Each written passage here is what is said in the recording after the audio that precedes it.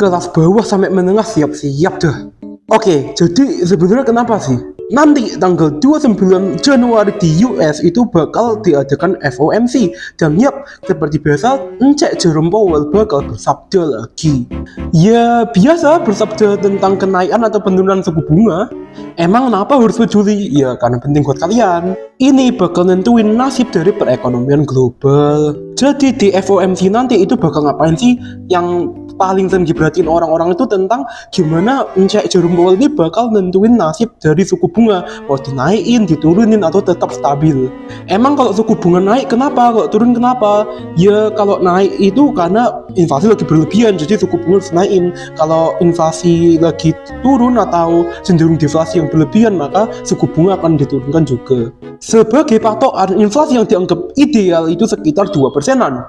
Jadi, apa kira-kira keputusan dari Encek Jerome Powell nanti tanggal 29 Januari? Dan kalau menurutku, yang jelas masih bisa salah karena aku juga belajar, suku bunga akan tetap stabil atau ditahan. Kelas bawah sama menengah bisa bernafas lega dulu nih. Kenapa? Itu artinya karena perekonomian di US cenderung stabil. Dan ingat, ekonomi US itu cenderung juga akan memengaruhi perekonomian global. Kok bisa? Pertama, karena kenaikan CPI kemarin atau Consumer Price Index itu cenderung sehat, cuma sekitar 0,3%. Lalu dengan baru dilantiknya Trump, The Fed harus lihat-lihat dulu nih apa dampak dari kebijakan-kebijakan yang akan dikeluarkan oleh Donald Trump.